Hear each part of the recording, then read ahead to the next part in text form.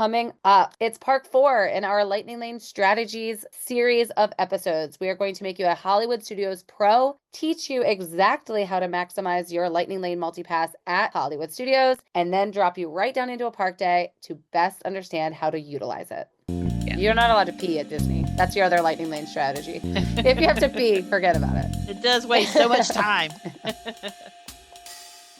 Hey y'all, it's LJ here, owner and founder of Smart Moms Plan Disney and Smart Moms Travel. We are so glad you're here for another episode of the Smart Moms Plan Disney podcast. Now, here's your host, Allie.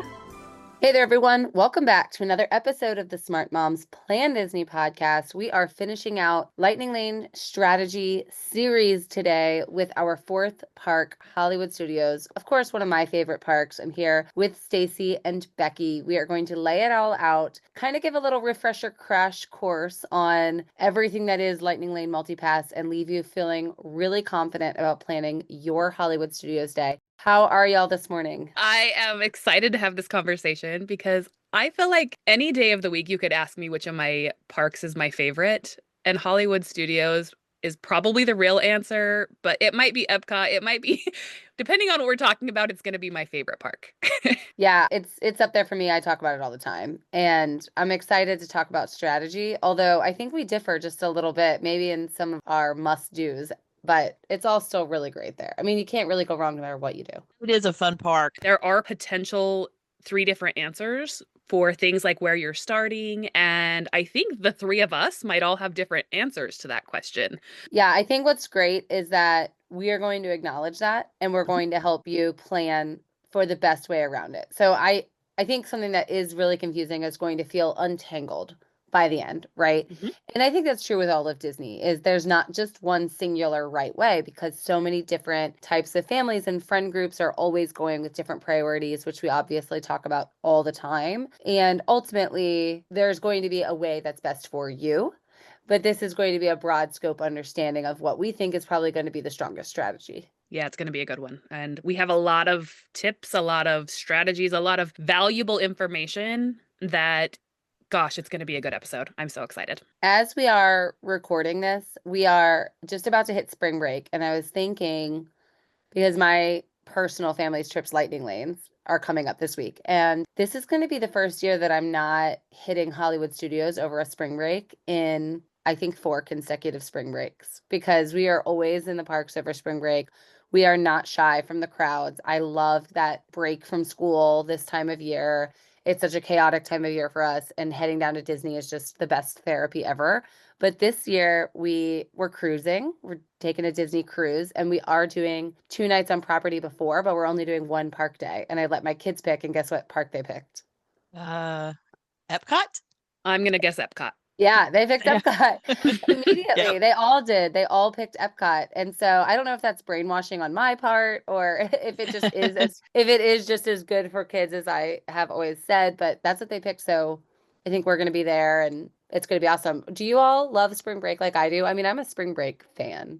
I do, but I just went to the beach. I live in South Florida, and I tried to go to the beach this weekend, and it's college spring break right now, which obviously all schools have different spring breaks, but we're in spring break season, and I could not find parking at the beach. I drove to the beach and didn't get to go to the beach because it is chaos this time of year in South Florida. But as far as going to the parks, it's one of my very favorite times because it's Flower and Garden Festival at Epcot. It's like killing me that I haven't gotten there to see it yet. Yeah, I love it too. And I should say I'm not even 100% sure we're going to go to a park. I'm still deciding because we might just do 2 resort days. But if we do, it's going to be Epcot and we are going to do Flower and Garden.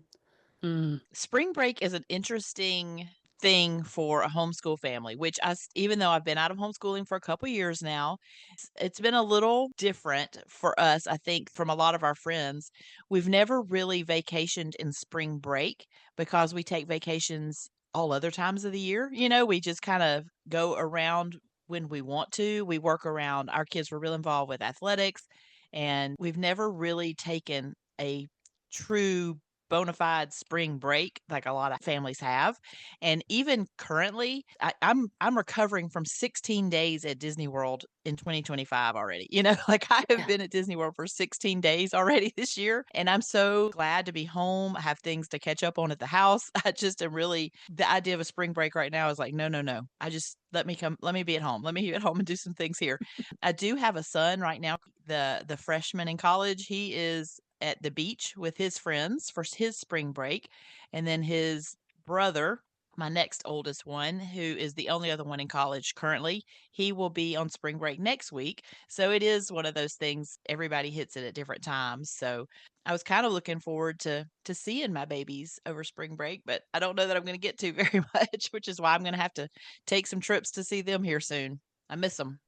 Yeah, it's so crazy. You just are representing, obviously, we're three different phases of spring break life because I still have three Mhm. little kids that were looking at this break from school and taking that family trip. And Becky, you're at the point now where your kids could definitely be dividing and wanting to spring break with friends over family, which is a common thing. And Stacy, you're just at the point where you're lucky every 5 years to get everybody together for a vacation, right? Exactly. Yeah. That's right. And for mine, like I'm a family divided at this moment because Macy is gone to college. She already had her spring break, which was the last week of February, which is really early in my opinion. And then Sean's a teacher, and my two high schoolers are having their spring break at the end of March. And so it's like there is just not a great everybody off, everybody not doing something. But it also feels like spring break is like the start of the end of the school year for my family. It's like the end's in sight. We're prepping for testing. We're prepping for the end of the school year, starting to think about summer. And we're already like thinking about moving Macy home from her first year of college. And that's just insanity to me. Like time is going so fast. Yeah. It flies. Speaking of time, did you all know? I did not know this. Did you all know that there is not one attraction? There are zero things in Hollywood Studios, which is the topic of today's episode, that were at the park on opening day. Crazy, right? Did you all know that? I had no idea. Becky told me that. Stacey, did you? You're saying on opening day of MGM Studios, the rides that are there now, none of them were there on opening day? Correct. What? Hollywood Studios opened originally as MGM Studios. And anytime, I think when you talk to a person that has been a Disney lover for a really long time, and especially that went in the 90s, I think our greatest point of nostalgia is overwhelmingly MGM Studios, right? It took me forever to change the way I said it. I just called it MGM forever. And eventually I finally switched over to Hollywood Studios, but it was MGM for me well after it became Hollywood Studios. And it opened in 1989. So I was only one, not even one actually, because it opened in May. So I was a baby. This park is just about as old as me. Now it's gone through this massive transformation and it has this whole kind of new identity as Hollywood Studios, but I also think it really holds that same identity that it did when it opened. And the old Hollywood movie vibe that we experienced in the 90s is still very much there, but it is such a different park now. Oh my goodness. I cannot believe that is a true statement. And yet I acknowledge that it is. Oh my goodness. So the closest thing we have to what was there was Muppet Vision 3D and Star Tours.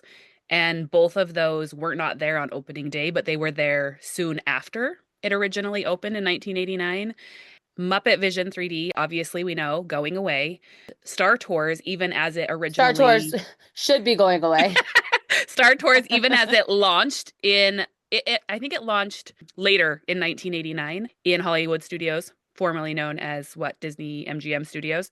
It is not the same ride that it was when it launched back then. They did a full like closure revamping of that ride even. So it is a different park than it was when it opened. And I have some nostalgia about some of these things that aren't around anymore. Even the park icon. Magic Kingdom always had the castle, Epcot always had the ball, Spaceship Earth. Animal Kingdom wasn't around when Hollywood Studios opened, but when it did open, it immediately had the tree. And Hollywood Studios, I always felt like was searching what is the park icon going to be. And for a while, it was that Mickey Mouse water tower. Do you all Mhm. remember that? They tried to make it like the water tower was the icon.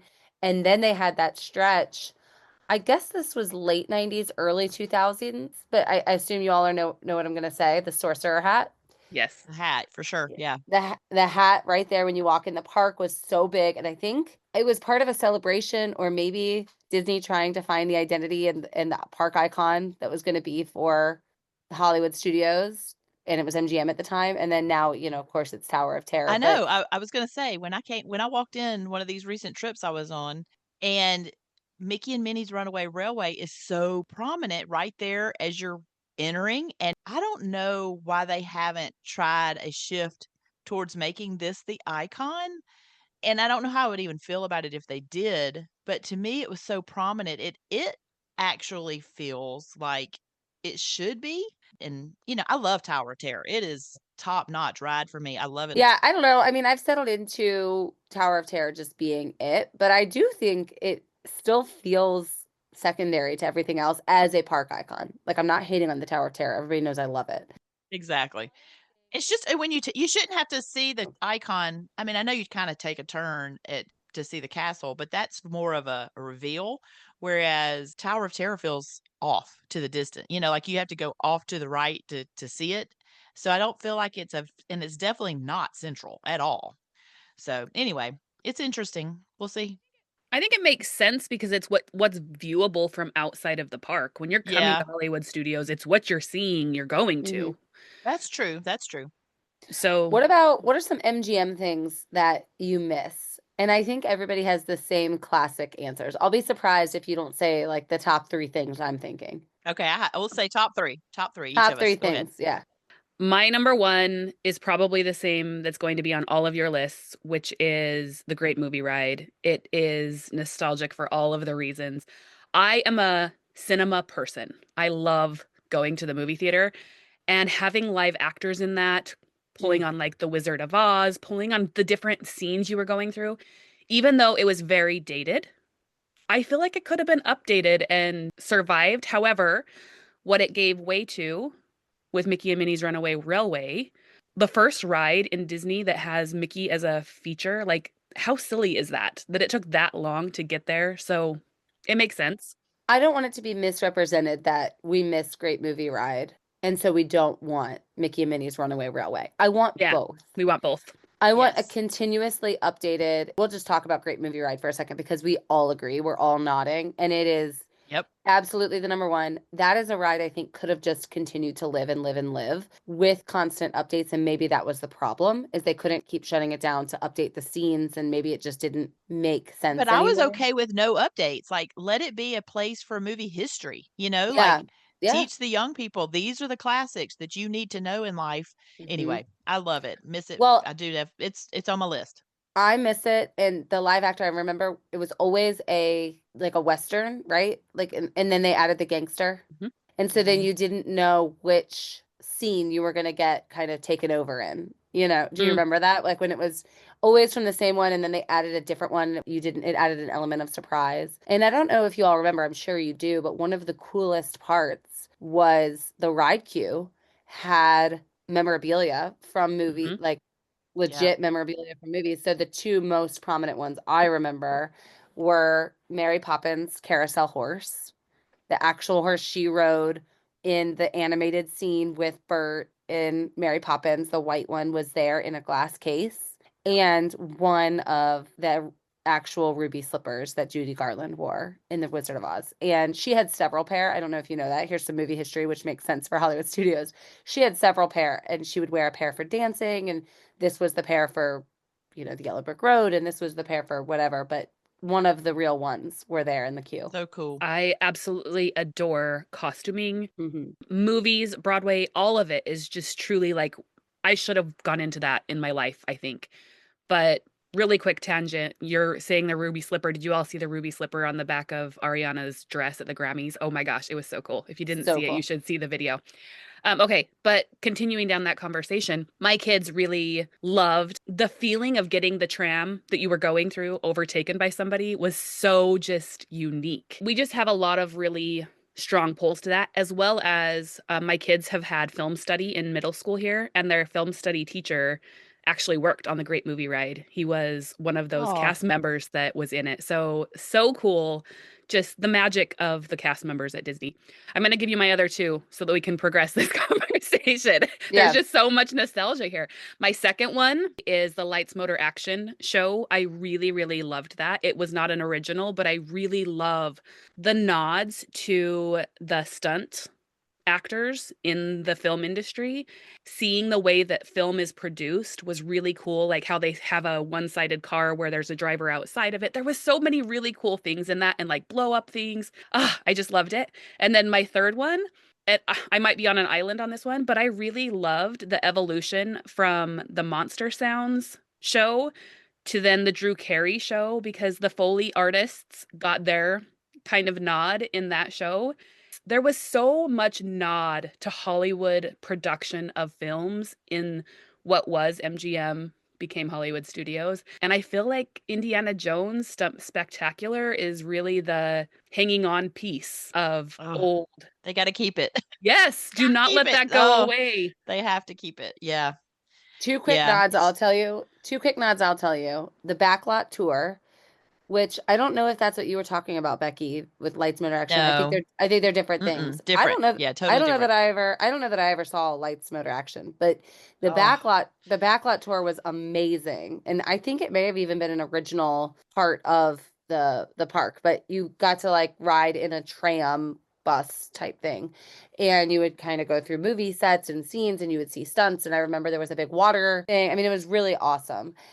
I loved the late night show you were just talking about in the Frozen Theater. They used to have like a late night show type thing where it would put you in. I was actually picked out of the audience, and I got to be on David Letterman was what it was. And they like I don't know that one. I don't know that one either. I'm positive because I got to say the line, "Hey Dave, can you do anything with a turkey?" And then it went into this whole turkey montage thing, and it was like part of the show. That happened there. Also, do you all remember the Who Wants to Be a Millionaire Play It? Yes, Sean got to be in the chair twice. Are you serious? Yes, twice. And he's going to kill me for telling you this, but he got kicked out of the chair. He didn't use his phone a friend. He's going to kill me. He's going to kill me for telling you all this. He got kicked out of the chair for what is the state peach of Georgia. Wait. He said orange. Wait. Is the question, what is the state fruit for Georgia? Yes. You said what is... Oh, what is the state? You said what is the state peach for Georgia? Okay. Yeah. Well, his question was, what is the state fruit of Georgia? And he said orange. He didn't use a phone a friend. He thought he was so confident. He's like, Georgia oranges. Oh no. Oh no. That was so fun. I remember my brother was like number one player, but when our turn was over and he was almost going to get to be in the chair, and he was young. He was just smart, I guess. But yeah, really cool. So fun. Anything we didn't mention, Stace, before we transition into real time? Yeah, y'all have definitely mentioned. I was going to say Lights, Motors, Action is probably my number one. Then I was going to say the Great Movie Ride is probably my number two. And then, gosh, I loved that Foley artist little Drew Carey sounds. I loved that. I did not even remember that at the time, so I didn't have it on my list, but top love. I loved that. And then I was going to struggle between the Backlot Tours, putting that on is my three, but the other one is the Honey, I Shrunk the Kids playground. That is a huge miss. Oh my goodness. We have great memories of that. That's really, out of all the playgrounds that Disney has, that's the only one I could say we really even spent time on. You know, we love it. We absolutely spent a lot of time there. Was it? Because I remember being there, and I remember climbing the big leaves and seeing the big oatmeal cream pie. Like, I remember it so clearly. Was it over by Indiana Jones, where that Backlot quick service restaurant is now? Yes. Is that where it was? Near the restaurant, Backlot restaurant.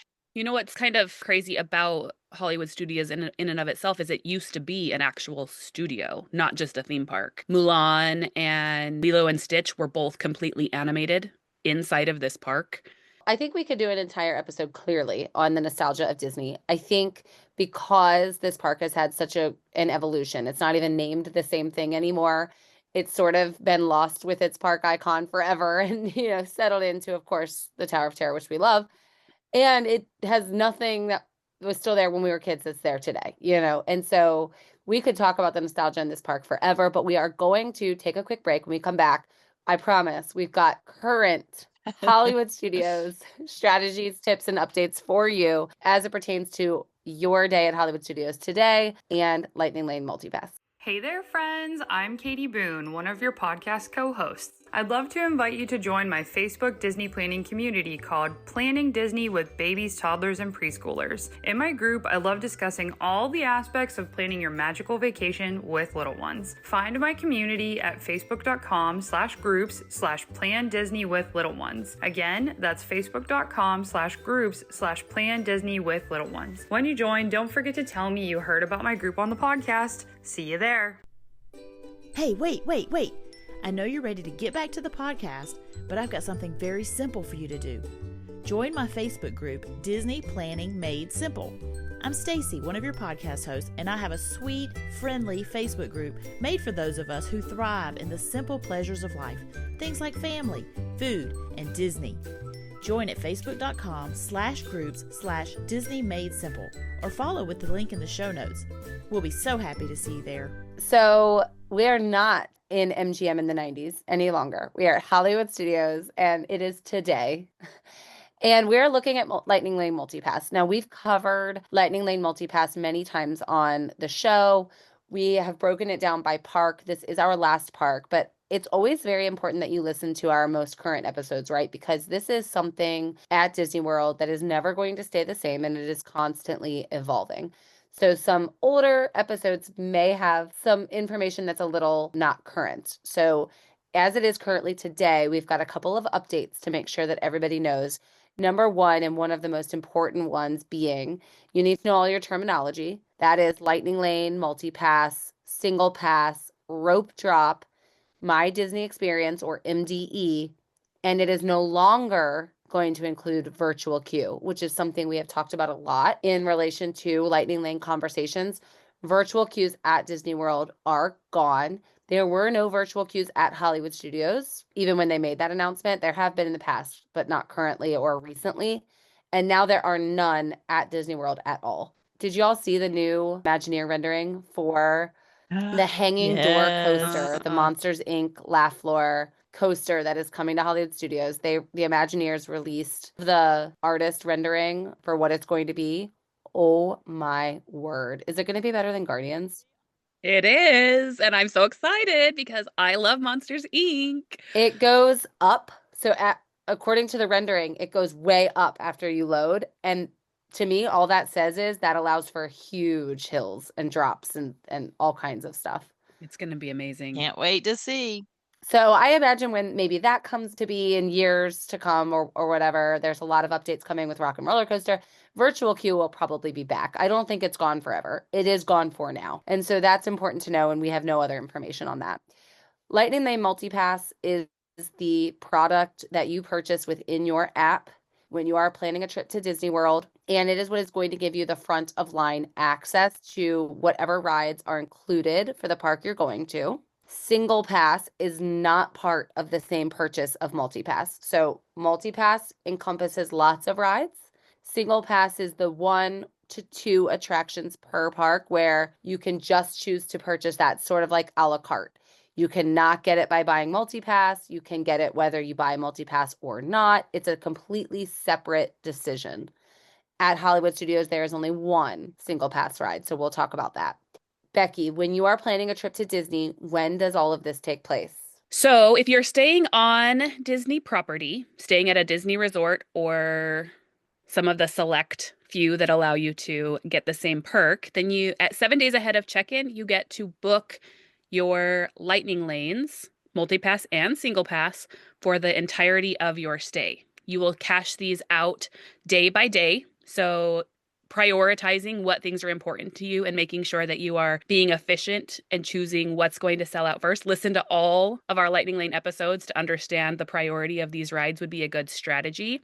So for the entire stay, starting 7 days before your check-in, if you're staying on Disney property. If, however, you're staying off property, or you are an annual pass holder or somebody who just has like a 1-day ticket, that is 3 days from the day you will be using that ticket. for the entirety of that ticket. Whether it's 1 day, whether it's 3 days, it's going to open 3 days before. It's most important you just remember that for the purpose of this conversation, we're going to kind of be looking at it from the lens of you're staying on site, right? You're planning a Disney vacation and you're in the bubble. But if you are off site, it's going to be that 3-day mark. With Lightning Lane Multipass, you are going to be looking in your pre-selection phase, that 7 or 3-day window, at 3 rides. You get to pick 3 rides, and they divide it into groups. So group 1 and group 2. In group 1, in your pre-select phase, you can pick 1 attraction. And then you may select 2 from group 2, or if you're not really interested in anything in group 1, which is not going to be your best choice for your value for your money, you could choose to take 3 out of group 2. But we're going to go ahead and say, since this is our strategy recommendations episode, you're going to pick 1 from group 1 and 2 from group 2 in your pre-select phase.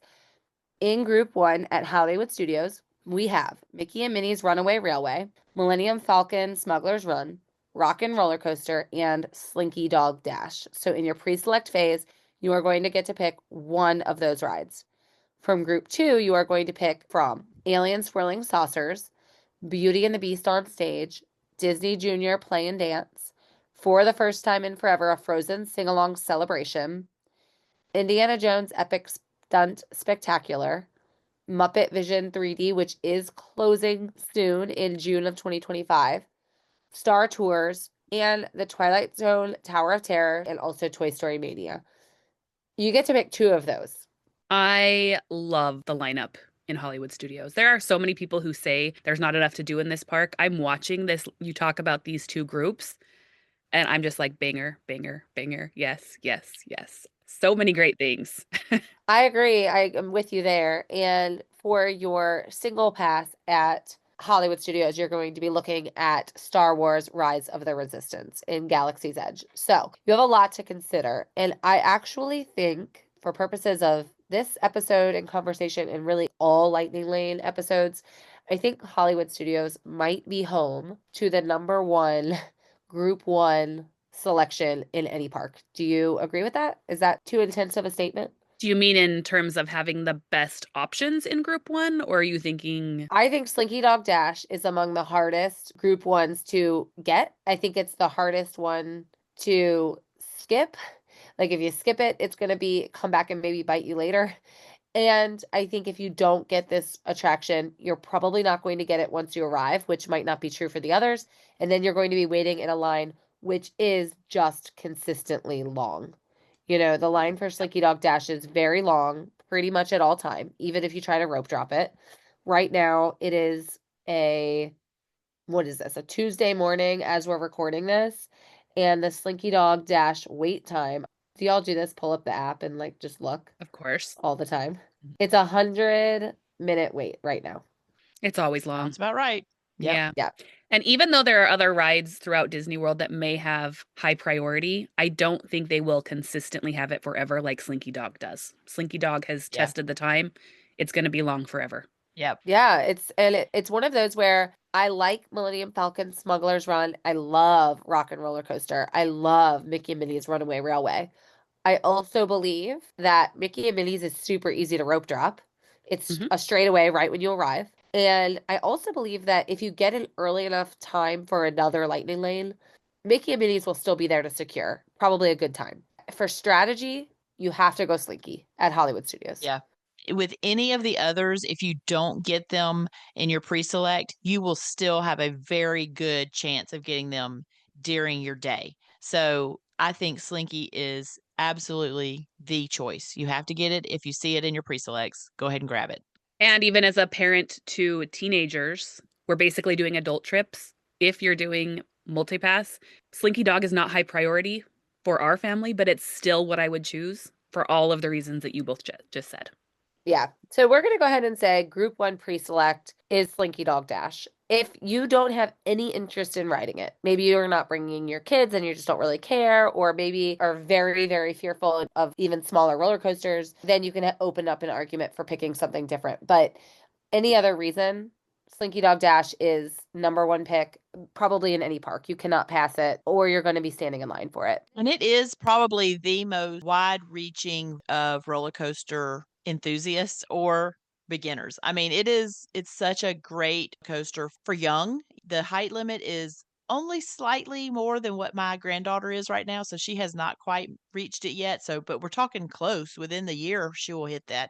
So 3 years old, and I know teenagers enjoy it, adults enjoy it. It's got just enough thrill for all ages. And the cute factor is through the roof. I mean, it is adorable. Can you even imagine when you have her on Slinky Dog Dash? Oh my gosh. Ah, that'll be a fun day. Stacy, has she ridden on the Barnstormer? Yes. Yes, she has. That is terrible that Barnstormer has a lower ride height than Slinky Dog. Slinky Dog is so smooth, and I feel like Yeah. that is the real perfect preschool I don't know if you've roller listened. coaster. If you haven't had a chance to listen to our worst attractions episode that we put out there, Stacy dives on a very questionable hill. We'll just say that. We'll just Oh, say that goodness. and let y'all go decide. But that's what you have to do. When you're looking at strategy for Lightning Lane Multipass at Hollywood Studios, you have to go with Slinky Dog Dash. Group 2 poses a really interesting strategy because it's a lot of shows. Obviously, you have to take Twilight Zone Tower of Terror. Obviously, you have to skip Star Tours because you're going to be barfing if you select that. And alien swirling saucers. If you have the stomach that is made of iron and nothing can make you ill, I guess go ahead and grab Star Tours or alien swirling saucers. But honestly, those wait times are going to be low because the iron stomach crew just is Yes. very small. Star Tours, on your very busiest park days, this may not be true, but on the average park day, you will almost have a walk-on to Star Yeah. Tours. It'll be like a 5-minute wait, but that's because the ride queue is long. It's a long walk. And it takes 5 minutes to Yep. walk through it. Yeah, exactly. Similar to Yep. Nemo. I agree. I think you have to go with Twilight Zone Tower of Terror and Toy Story Mania. And if you were to get those three, Slinky Dog for Group 1, Tower of Terror, and Toy Story Mania, thank you, Hollywood Studios, for gifting those to the Group 2 group because they're amazing rides, in my opinion. You have a great day set for you. Absolutely. Just for reference, if you are going to get one of those stomach sick rides, Alien Swirling Saucers does usually hold a longer wait than Star Tours. Yeah. So if that is your style of ride, go for it, I guess. But Toy Story Mania is the right pick. That wait time is always really long. Right now it's at an hour. Tower of Terror is at 105 minutes. Whereas your Star Tours and your Alien Swirling Saucers are both in the 20 to 30 minute range. I think the best strategy, write this down, Smarties. You're grabbing your first Group 1 is Slinky Dog Dash, and then your Group 2 is Tower of Terror and Toy Story Mania. That is going to be the longest wait times. Those are the most fun attractions. Those are the harder to get ones later. Those are going to please the masses in your group. I guess there could be a little tiny bit of a motion sickness factor with Toy Story Mania with the 3D element, but nothing that's too serious. I think that would be for just extreme cases of motion sickness. I was just going to speak on behalf of the motion sickness victims. Yeah, Toy Story Mania, I do have to take off my glasses for the transitions between the different scenes, but then I put them back on and I'm good. Oh, you cannot be my ride mate. You're going to lose way too much time doing that. You have to be able to hold your own and scoring high to ride with me, apparently. Well, I mean, but you're not shooting during your transition scenes or moving one scene to the other. I'll have to I test never this with miss. you. No, I definitely never miss shooting time. Okay. I've got my glasses back on for that. No, I promise that's not the issue. Okay. So something that gets really confusing, and by the way, I think at this park you can leave single pass selection for last. So you get your priority is Slinky Dog. Hear me now. Your priority is Slinky. Then you're going to grab Tower of Terror and Toy Story Mania, unless you have, a height or scare element where it's keeping you from picking Tower of Terror, and then you can go maybe to one of those other options. And then you can go third to your single pass, grab Rise. Would you get Rise of the Resistance for early in the day or late in the day? I personally get it early to mid-afternoon. It's more of the walking factor of where I am in the park. I usually am around over there. It's a small enough park that thankfully we don't have to worry about location quite as much as some of the other ones, or at least in my situation where I try not to walk too much. Even though we are going to all agree on those pre-selections, right? From there, what we rope drop and the order that we go in things is going to go very much in your family's enjoyment level. What I love about having that pre-select for a Tower of Terror is that it allows for 2 rides of Tower of Terror. So I can rope drop that and go ahead and get over onto that side of the park and ride Tower with the rope drop time and Rock and Roller Coaster. Both of those we can get in before too far into the morning. And then I still have that tower for later, whether it's an early selection that we got or not. And then we just kind of start going counterclockwise from there. What about y'all? I personally would put my rise later in the day. I tend to like to be in Galaxy's Edge around golden hour. I think that it makes for beautiful scenery. But if you have a Star Wars fan and you're going to be over in that area early in the day just because you want to experience it, you might as well experience it when you're over in that area. Yeah, I am a late in the day fan because Galaxy's Edge is the exact opposite end of the park. It's the farthest point from the entryway. And I just don't want to rush there in the morning. There are so many fun things to see and do in this park. I would probably recommend rope dropping Mickey and Minnie's Runaway Railway because it's straight away. Or I love Stacy's idea as well. If you're thrill seekers, heading right over to Sunset Boulevard and hitting both of those rides is a great idea. And if you have an early Lightning Lane return, one thing that gets very, very confusing for people, and I want to make this very clear, and I know we've talked about it a lot in Lightning Lane episodes, the groups, group 1 and group 2 that we talked about, only a thing in the pre-select phase. Once you are at the park, there are no more groups. So a lot of people have this misunderstanding that, oh, I got my Slinky Dog and it's not until 7 p.m. So now I don't get to get another group 1 until after I ride Slinky Dog at 7.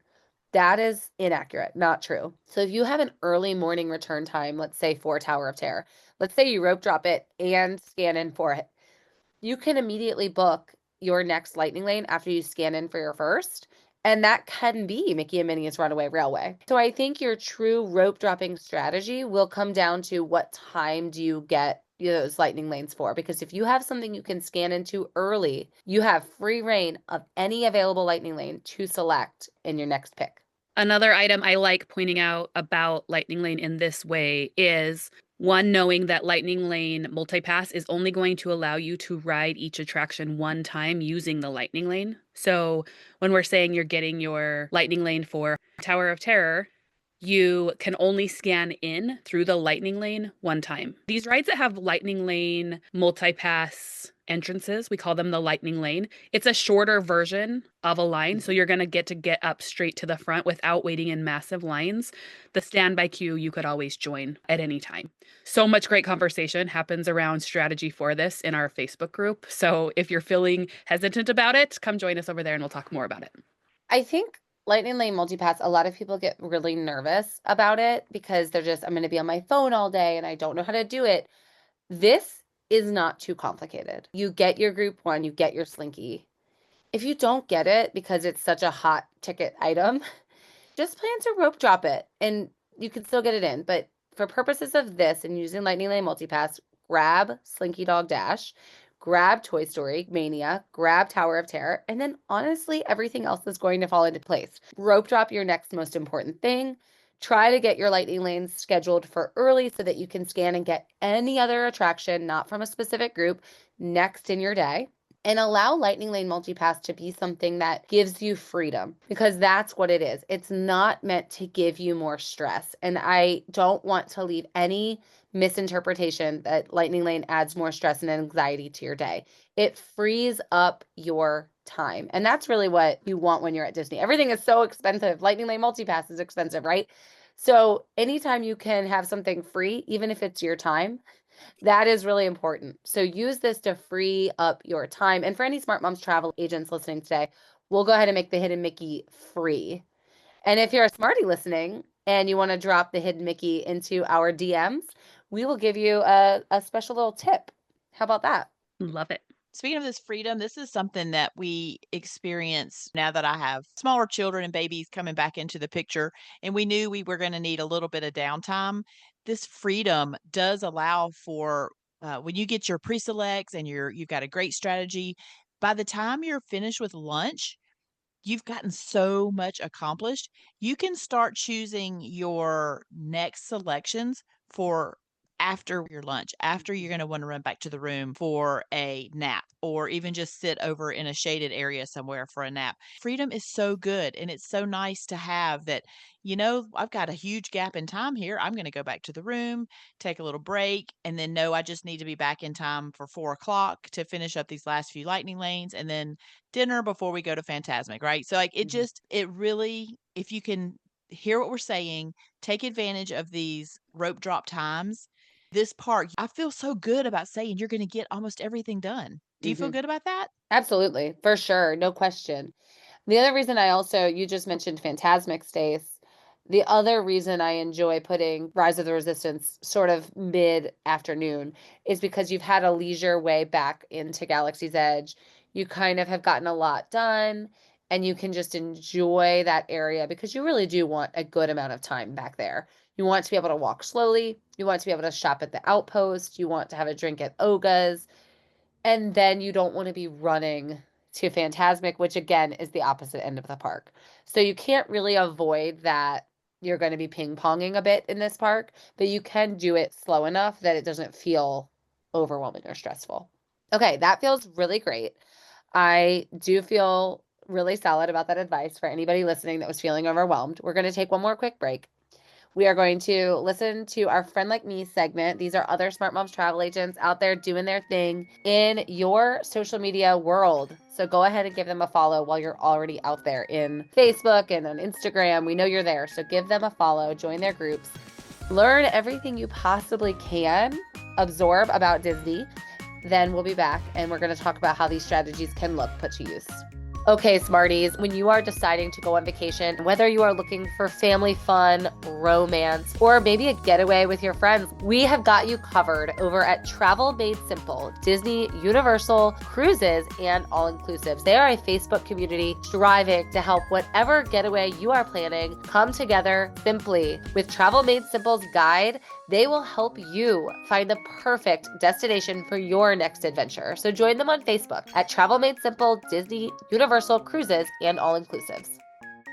Okay, Smarties, let's face it. We all know that Disney parks are loads of fun, but you have to follow our friend Christina's Fairy Tale Travels over on Instagram. If you have a couple rest days on your vacation and you want some fun activities to fill your day, you have to follow Christina. She's gone to Disney over 50 times, and she has found so many kid-friendly activities that will have your group having a great time without the park thrill. Follow her at Christina's Fairy Tale Travels because she knows where the hidden adventures are. We've already talked about what those selections are going to be to make your day picture perfect. And it really can be that. 7 days before we already picked. But now we're here. It's Hollywood Studios Day. We've got our Toy Story Mania. We've got our Tower of Terror. We've got our Rise of the Resistance later in the day. We have Slinky Dog Dash, and it was hard to get, but we got it for like 6 p.m. We feel good about it. Becky, what happens now? We have it all lined up. What are we doing? So you've woken up, you're heading to Hollywood Studios, you're going to have an amazing day. You need to get there. And how far in advance do you need to leave? It's going to depend on where you're at. If you're on the Skyliner, I would say give yourself an hour before the park opens that you're going to want to be there. If you're doing the bus situation or if you're driving in, you're going to have a little bit farther to go to get there. So give yourself some even additional time. However, keep in mind that if you're staying on property, you do get in 30 minutes before the posted park opening time for those early morning magic hours. Exactly. So as long as you give yourself enough time to get there, you get even more time once you are there. And I've told my horror stories about what rope dropping can look like if you're not quite strategic enough. Like if you have something in the diaper bag that's going to set security off, you lose your rope dropping. Okay, that is just true. You've got to be prepared to get through. But once you're at the park, Stace, you've already said you're going to go to Sunset Boulevard. You're going to rope drop, Tower of Terror, and Rock and Roller Coaster because you have older kids and you're thrill seekers. What is maybe an alternative option you could consider? This is what I love about having the multi-pass is in the single pass, I've already got Rise and Slinky, which I think are two major things that would be options for rope dropping. So if you for some reason don't have those, you would need to rope drop one of them. Your other options are as you mentioned, Mickey and Minnie's Runaway Railway is a great choice right there at the beginning. And I think those are really your four spots. So depending on what your pre-selections are as to which of those you would choose. Personally think my Tower and Rock and Roller Coaster are the best option. What do y'all do? Are you different? Yeah, I do either way. So we will, because Zan loves Mickey and Minnie's Runaway Railway, we will rope drop that. But I also sometimes just hold it in my head that I think we can get that Lightning Lane later. And I do want more than one ride on Tower of Terror. So I am a fan of trying to hit it right away. Just because if I could ride it 10 times in a day, I would. Same. Our family tends to do the same. Head towards Tower of Terror, hit Tower of Mhm. Terror, Rock and Roller Coaster. And I would do it in that order, personally. hmm I would go Tower of Terror and then Rock and Roller Coaster and then head into the other parts of the park. Yeah, I am with you on that because I just think Tower of Terror is one of the greats, and you're gonna want more than one time. And the drop So good. the drop pattern is different every time. It's a different experience. I could watch that pre-show. I'm the person that's jumping with excitement in the pre-show room. I just love it. The lights turn off, the TV turns on. It's perfect. So yeah, you could do either way, I would say. I would say you could go right and do those thrills, or you could go straight and do Mickey and Minnie's. But I do kind of personally feel like the better answer is to go Sunset Boulevard. I'm with Stacy on it. So from there, the day at Hollywood Studios is kind of easy, right? There's no virtual queue. You don't need it. You already have your selections. As soon as you scan in, it's a use one, get one process throughout the entire day. So you don't need to worry about groups anymore. As soon as you scan in for Toy Story Mania, you can grab Millennium Falcon Smuggler's Run if that's what you want to do. However, you want to stack and build, you'll be able to see the available times. And I do think that worrying about the strategy ahead of time and we have to get this right after this right, and we have to get that is going to cause all of that freedom and stress relief that I talked about this allowing you to have. That's going to undo all of that, right? If you try to follow some binder layout, map of your day, you will get anxious. The better choice is to scan in, see where you are, see what times are available, and kind of map out your day from there. One other item to keep in mind is shows, because shows run at certain times. So if you're planning on seeing Beauty and the Beast, Frozen, Indiana Jones, and then at the end of the night, Fantasmic, those are hard set times that you do need to keep in mind. So just keep them at front of mind for your purposes of planning, and you're good. There is on the tip board. So in your My Disney Experience app, when you're looking at what's available, there is a toggle that will show you only things that have Lightning Lane options.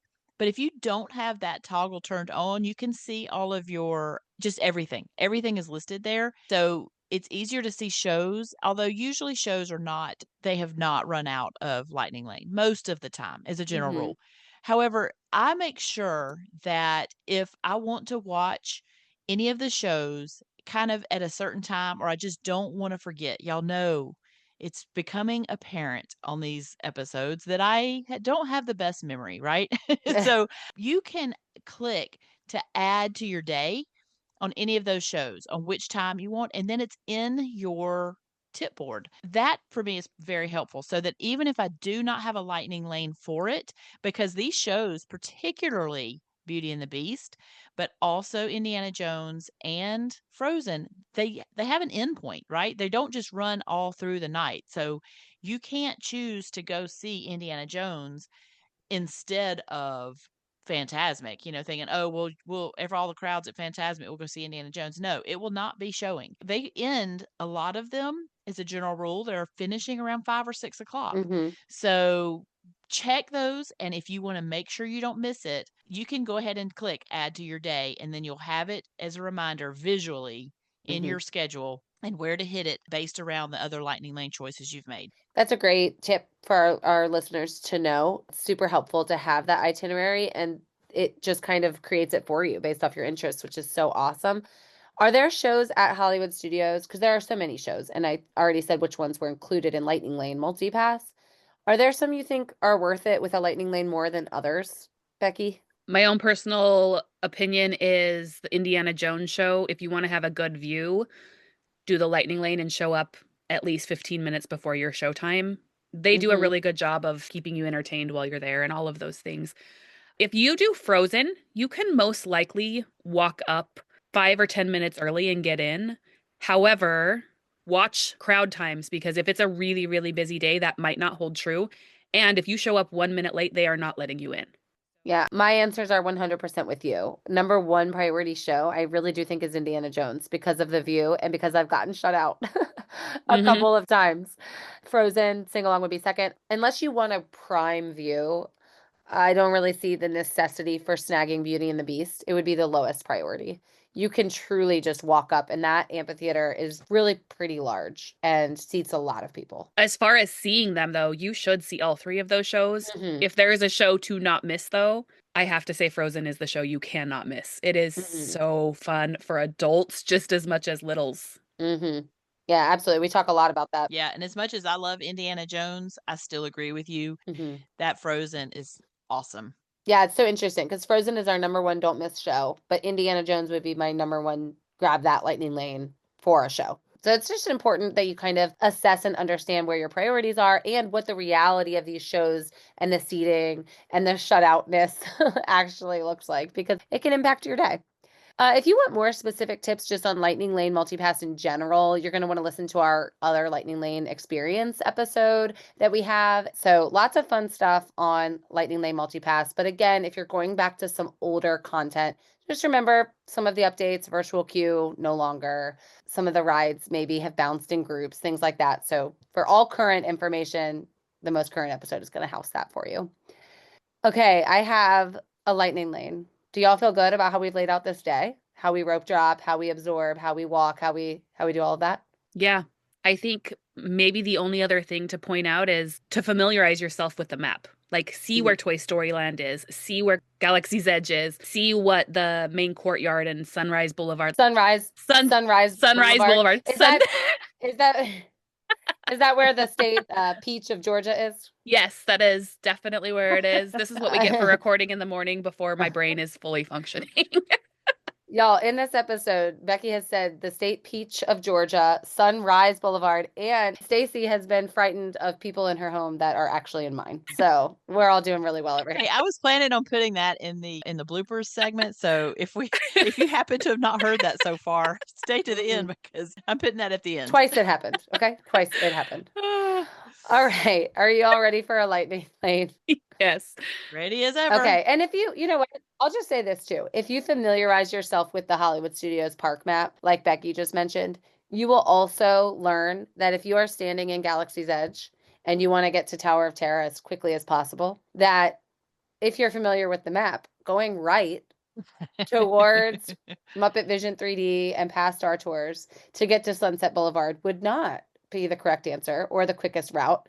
You're going to want to go left through Toy Story Land and then cut through to Sunset Boulevard.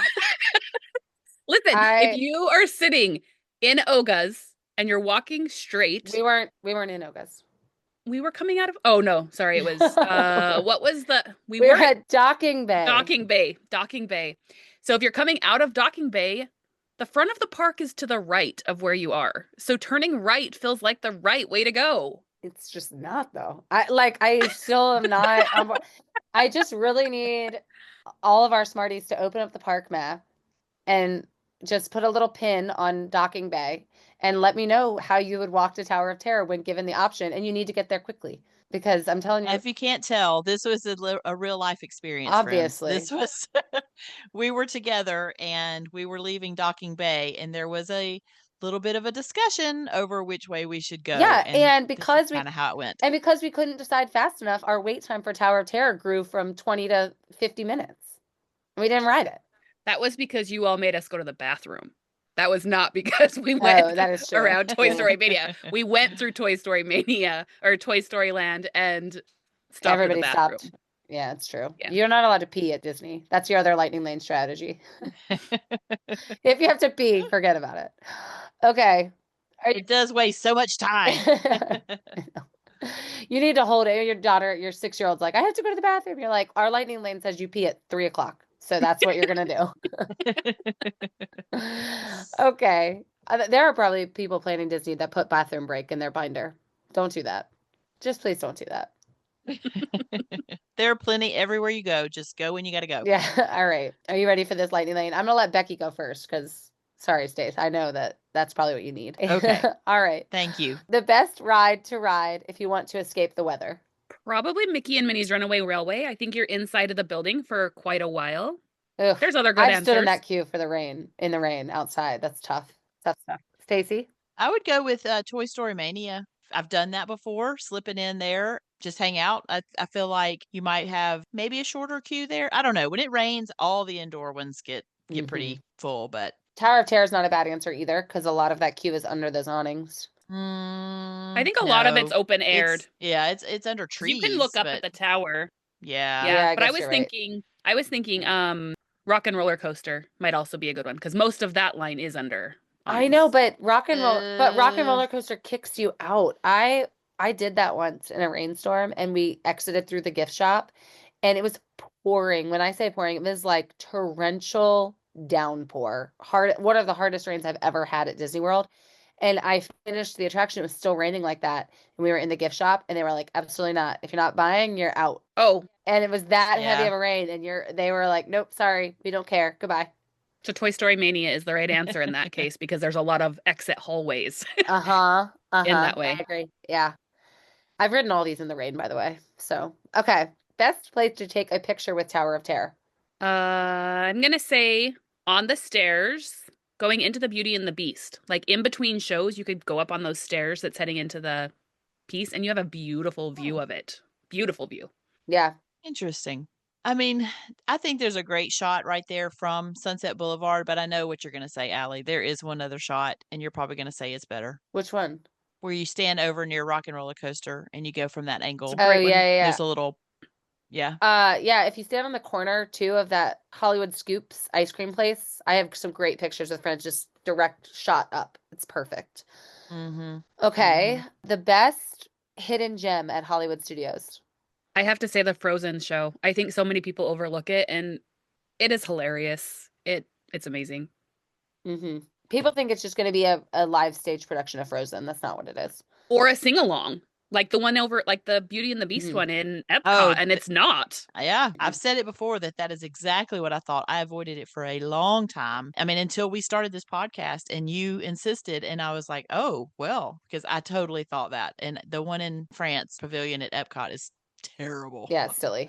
You know, I'm going to just take this moment while the Muppet Vision 3D is still open for just a couple more months, and I'm going to say you should see that. That is a hidden gem, and we're going to miss it. So everyone should go see that while it's available. Best table service food option at Hollywood Studios. 50s prime time. Yeah, I'm going to go with that too. 50s prime time. I think everything else is bad. But did you see they're revamping the menu at Hollywood Brown Derby? I did see that. Oh, they must be listening. Mm-hmm. They're redoing the menu, and I'm actually so stoked about it because I think it's so overrated right now. I don't think it's very good. Yeah, I think with little kids, I think that the rodeo roundup barbecue is a pretty good option. It's fun. Mm-hmm. It's a lot of fun. What in the world? Why did I not even think of that? Okay, I'm changing my answer. Rodeo. Roundup rodeo. Yeah. Oh my goodness. Why did I not even think of that? Duh. Mine is still 50s primetime, but I'm so stoked about the updated menu at Brown Derby. Okay, favorite place to snap a selfie at Hollywood Studios? Toy Story Land. I think that it is so bright and colorful, like the big Christmas lights. It's amazing. I am going to say in Galaxy's Edge with a fun character that walks around. Those are fun characters to catch. So I would say if you can see Chewie walking around and you can catch a selfie with him, that is super fun. Yeah, that's a good answer. I like in front of the Chinese Theater where Mickey and Minnie's Runaway Railway is. It's very bright. The colors of the theater are great, but also they have the cement handprints just like they do in LA and Hollywood.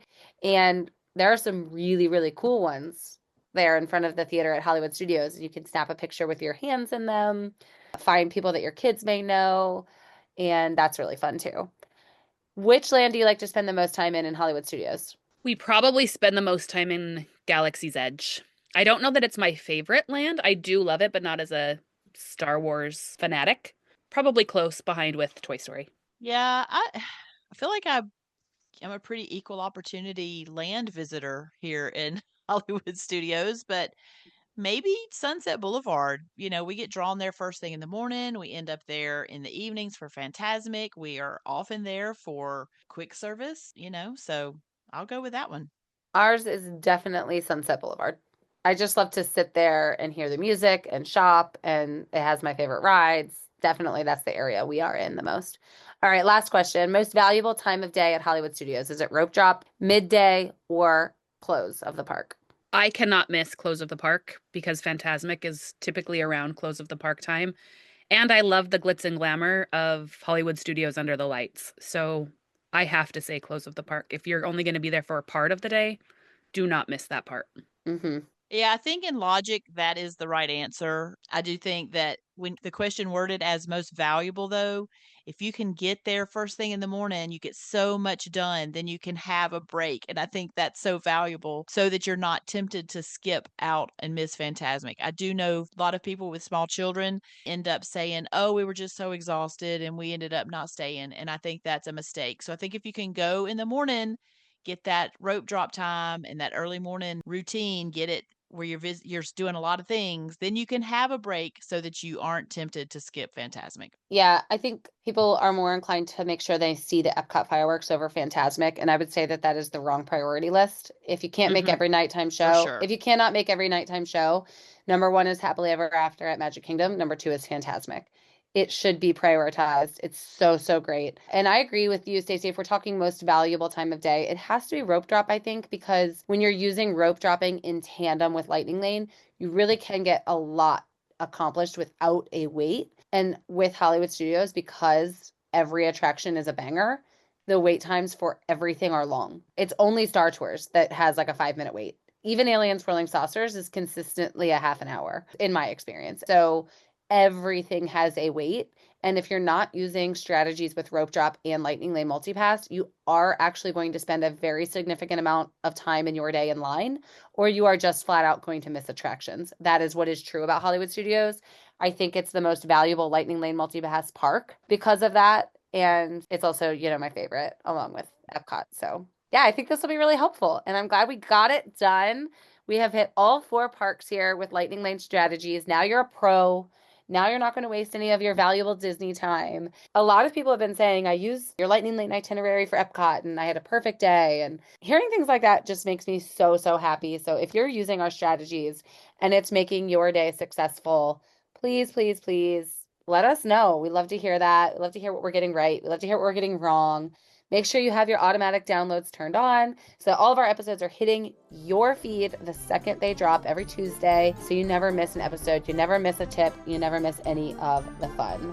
Thank you, Becky. Thank you, Stacy. This was so much fun. And that's going to do it for us on another episode of the Smart Moms and Disney podcast. Until next time, we'll see you real soon. And I don't know who is in the house. Oh my gosh.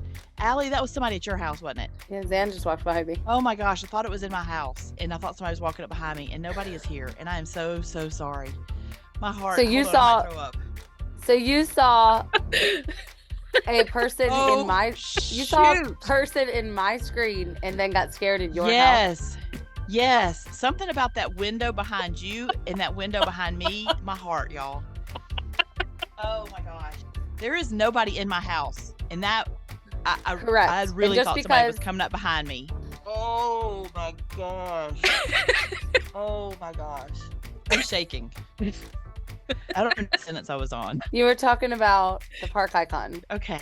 I love Tower of Terror. It is top-notch ride for me. I love it. Love it. Dadgummit, Zan. I did it again. What's happening? She's not in your house. She's at my house. Every time you went by, Stacy's screaming like somebody's in her house.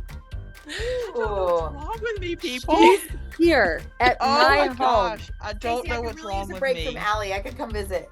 She's here. I have no idea what's wrong with me. Oh my gosh. Y'all, I am literally shaking. I cannot believe that. I cannot believe I did it twice. I'm so sorry. Let's just hope I can pull something out of those sentences and put it together. And we'll just leave it at that. Right? I have to stop for a second. Why? Stacy, what is on your face? Oh, I thought she had like the goggles VR. From the grandma. Carousel of Progress. She looked like the grandma from Carousel. Is my mic? Yes, You it was guys. in front of your eyes and it looked like VR on your face. Stacy and Becky, did y'all do mushrooms before we recorded today? Like, what is? I don't know what's happening.